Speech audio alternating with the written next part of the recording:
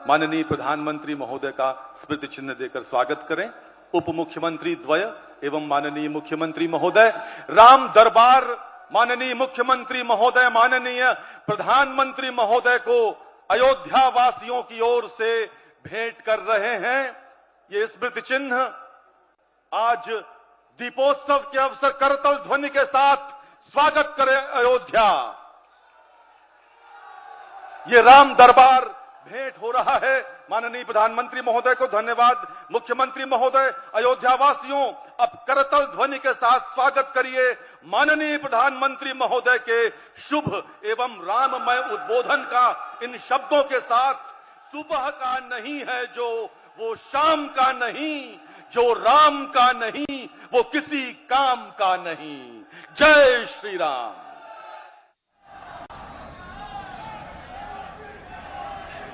जय सिया राम। जय जय सिया राम। कार्यक्रम में उपस्थित उत्तर प्रदेश की राज्यपाल श्रीमती आनंदीबेन पटेल, यहां के लोकप्रिय कर्मयोगी मुख्यमंत्री योगी आदित्यनाथ जी, सभी पूज्य संतगण, उपस्थित अन्य सभी प्रबुद्धजन, श्रद्धालुगण, देवी और सज्जनों, श्री राम लला के दर्शन और उसके बाद राजा राम का अभिषेक, ये सौभाग्य राम जी की कृपा से ही मिलता है।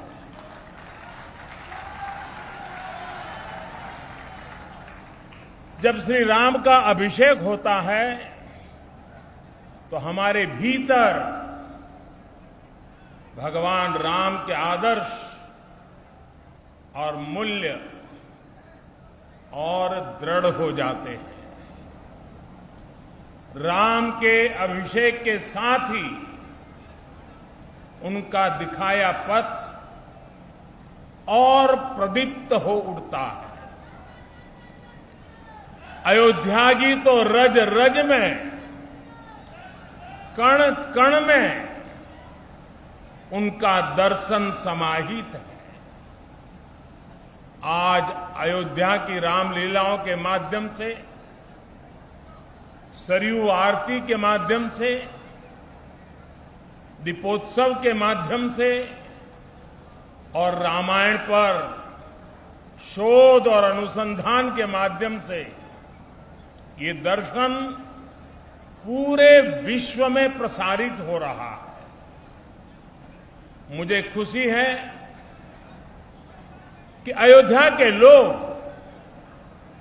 पूरे उत्तर प्रदेश और देश के लोग इस प्रवाह का हिस्सा बन रहे हैं।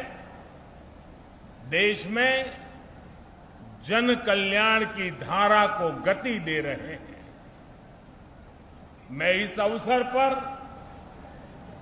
आपको, देशवासियों को और विश्व भर में फैले हुए राम भक्तों को भी हार्दिक बधाई देता हूं। मैं प्रभु श्री राम की पावन जन्मभूमि से सभी देशवासियों को आज छोटी दीपावली के पर्व पर कल के दीपावली की भी हार्दिक शुभकामनाएं देता हूं। साथियों, इस बार दीपावली एक ऐसे समय में आई है जब हमने कुछ समय पहले ही आजादी के 75 वर्ष पूरे किए हैं। हम आजादी का अमृत महोत्सव मना रहे हैं। आजादी के इस अमृत काल में भगवान राम जैसी संकल्प शक्ति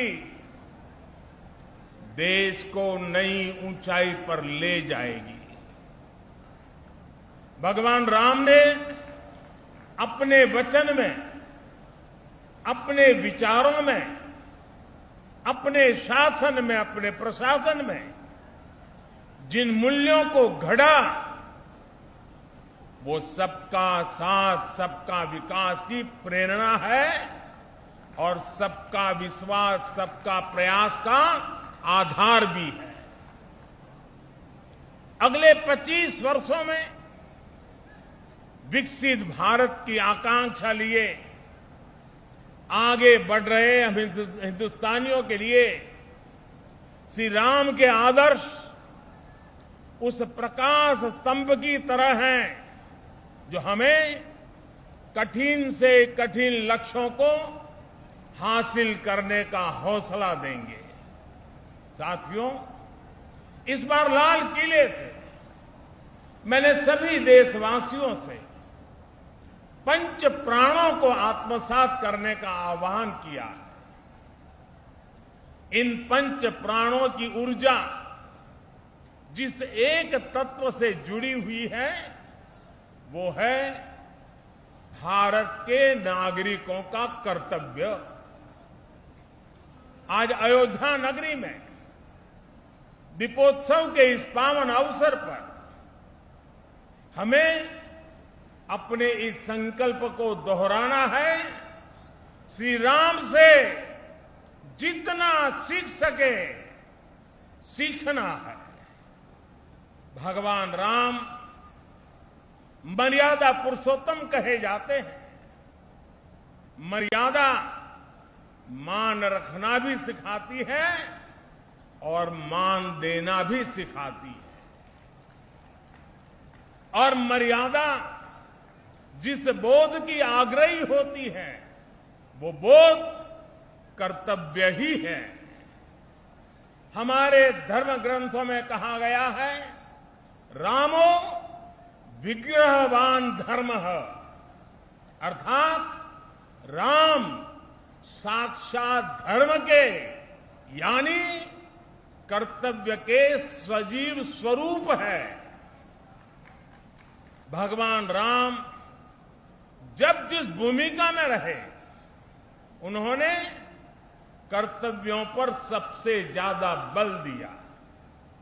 वो जब राजकुमार थे तो ऋषियों की, उनके आश्रमों और गुरुकुलों की सुरक्षा का कर्तव्य निभाया।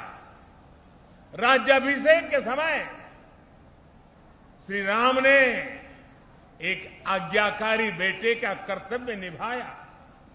उन्होंने पिता और परिवार के वचनों को प्राथमिकता देते हुए राज्य के त्याग को, वन जाने को अपना कर्तव्य समझ करके स्वीकार किया। वो वन में होते हैं तो वनवासियों को गले लगाते हैं, आश्रमों में जाते हैं तो मां सबरी का आशीर्वाद लेते हैं। वो सबको साथ लेकर लंका पर विजय प्राप्त करते हैं और जब सिंहासन पर बैठते हैं तो वन के वही सब साथी राम के साथ खड़े होते हैं, क्योंकि राम किसी को पीछे नहीं छोड़ते। राम कर्तव्य भावना से मुख नहीं मोड़ते। इसलिए राम भारत की उस भावना के प्रतीक है जो मानती है कि हमारे अधिकार हमारे कर्तव्यों से स्वयं सिद्ध हो जाते हैं। इसलिए हमें कर्तव्यों के प्रति समर्पित होने की जरूरत है। और संयोग देखिए, हमारे संविधान की जिस मूल प्रति पर भगवान राम, मां सीता और लक्ष्मण जी का चित्र अंकित है, संविधान का वो पृष्ठ भी मौलिक अधिकारों की बात करता है। यानी एक और हमारे संविधान अधिकारों की गारंटी, तो साथ ही प्रभु राम के रूप में कर्तव्यों का शाश्वत सांस्कृतिक बोध। इसलिए हम जितना कर्तव्यों के संकल्प को मजबूत करेंगे, राम जैसे राज्य की संकल्पना उतनी ही साकार होती जाएगी। साथियों, आजादी के अमृत काल में देश ने अपनी विरासत पर गर्व और गुलामी की मानसिकता से मुक्ति का आवाहन किया है। ये प्रेरणा भी हमें प्रभु राम से मिलती है। उन्होंने कहा था, जननी जन्मभूमिश्च स्वर्गादपि गरीयसी, यानी वो स्वर्णमयी लंका के सामने भी हीन भावना में नहीं आए, बल्कि उन्होंने कहा कि मां और मातृभूमि स्वर्ग से भी बढ़कर के है।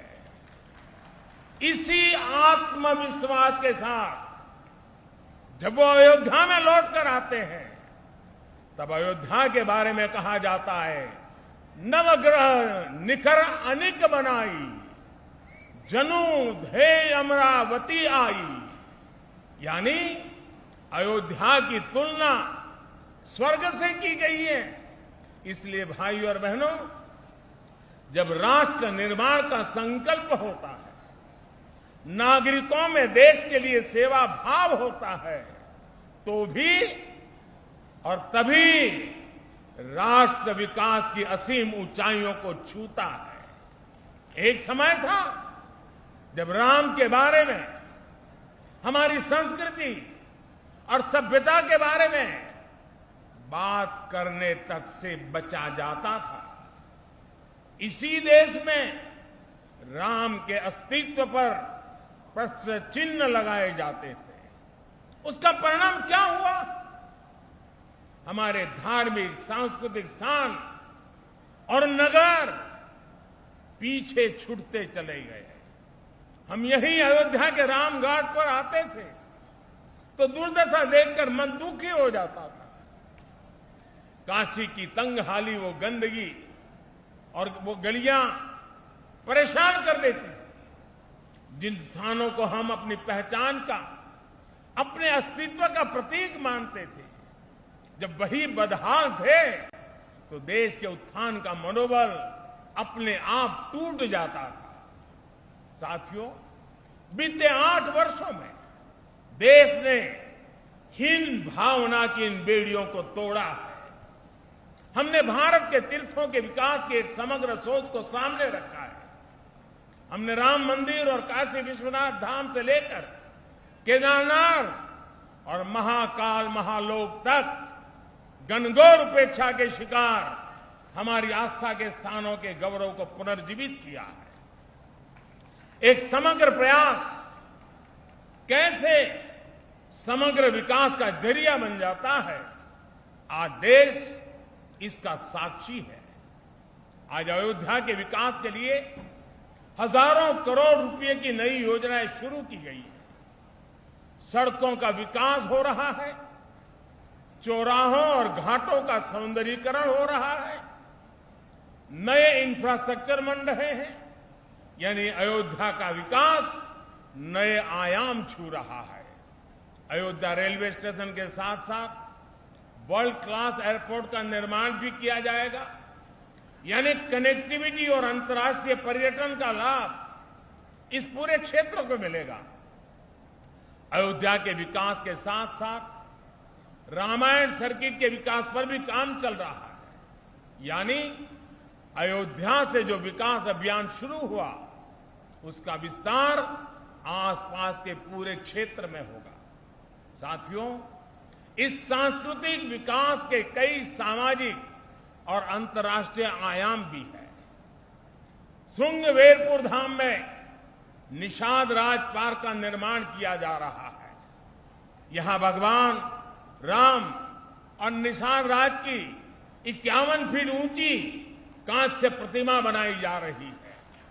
ये प्रतिमा रामायण के उस सर्व समावेशी संदेश को भी जन जन तक पहुंचाएगी जो हमें समानता और समरसता के लिए संकल्पबद्ध करता है। इसी तरह अयोध्या में ट्विन होम मेमोरियल पार्क का निर्माण किया गया है। ये पार्क भारत और दक्षिण कोरिया अंतर्राष्ट्रीय संबंधों को प्रगाढ़ बनाने के लिए दोनों देशों के सांस्कृतिक रिश्तों को मजबूत करने का एक माध्यम बनेगा। अब कल्पना कर सकते हैं इस विकास से, पर्यटन की इतनी संभावनाओं से युवाओं के लिए रोजगार के कितने अवसर पैदा होंगे। सरकार ने जो रामायण एक्सप्रेस ट्रेन चलाई है वो स्पिरिचुअल टूरिज्म की दिशा में एक बेहतरीन शुरुआत है। आज देश में 4 धाम प्रोजेक्ट हो, बुद्ध सर्किट हो या प्रसाद योजना के तहत चल रहे विकास कार्य हो, हमारा यह सांस्कृतिक उत्कर्ष नए भारत के समग्र उत्थान का श्री गणेश है। साथियों, आज अयोध्या नगरी से मेरा पूरे देश के लोगों के लिए एक प्रार्थना भी है, एक नम्र निवेदन भी है। अयोध्या भारत की महान सांस्कृतिक विरासत का प्रतिबिंब है। राम अयोध्या के राजकुमार थे, लेकिन आराध्य वो पूरे देश के हैं। उनकी प्रेरणा, उनकी तपस्या, उनका दिखाया मार्ग हर देशवासी के लिए है। भगवान राम के आदर्शों पर चलना हम सभी भारतीयों का कर्तव्य है। उनके आदर्शों को हमें निरंतर जीना है, जीवन में उतारना है और इस आदर्श पथ पर चलते हुए अयोध्या वासियों पर दोहरा दायित्व है। आपकी डबल रिस्पॉन्सिबिलिटी है मेरे अयोध्या के भाइयों बहनों। वो दिन दूर नहीं जब विश्व भर से यहां आने वालों की संख्या अनेक गुना बढ़ जाएगी। जहां कण कण में राम व्याप्त हो, वहां का जन जन कैसा हो, वहां के लोगों का मन कैसा हो, ये भी उतना ही अहम है। जैसे राम जी ने सबको अपनापन दिया, वैसे ही अयोध्या वासियों को यहां आने वाले प्रत्येक व्यक्ति का स्वागत अपनत्व से करना है। अयोध्या की पहचान कर्तव्य नगरी के तौर पर भी बननी चाहिए। अयोध्या सबसे स्वच्छ नगरी हो, यहां के रास्ते चौड़े हो, सुंदरता अप्रतिम हो, इसके लिए योगी जी और उनकी सरकार दीर्घ दृष्टि के साथ अनेक प्रकल्पों को आगे बढ़ा रही है, प्रयास कर रही है। लेकिन इस प्रयास में अयोध्या के लोगों का साथ और बढ़ जाएगा तो अयोध्या जी की दिव्यता भी और निखर जाएगी। मैं चाहूंगा कि जब भी नागरिक मर्यादा की बात हो, नागरिक अनुशासन की बात हो, अयोध्या के लोगों का नाम सबसे आगे आए। मैं अयोध्या की पुण्य भूमि पर प्रभु श्री राम से यही कामना करता हूं कि देश के जन जन की कर्तव्य शक्ति से भारत का सामर्थ्य शिखर तक पहुंचे। नए भारत का हमारा स्वप्न मानवता के कल्याण का माध्यम बने। इसी कामना के साथ मैं अपनी बात समाप्त करता हूं। एक बार फिर सभी देशवासियों को दीपावली की बहुत बहुत बधाई देता हूं। आप सभी को बहुत बहुत धन्यवाद। बोलो सियावर रामचंद्र की, सियावर रामचंद्र की, सियावर रामचंद्र की। धन्यवाद जी। धन्यवाद माननीय प्रधानमंत्री महोदय, आपका बहुत बहुत धन्यवाद। दीपोत्सव के अवसर पर आप यहां पर पधारे और इसके पश्चात माननीय प्रधानमंत्री महोदय राम की पैड़ी की ओर प्रस्थान करेंगे। आप सभी अपने स्थान पर बैठे रहें, यहां कार्यक्रम अनवरत जारी रहेंगे।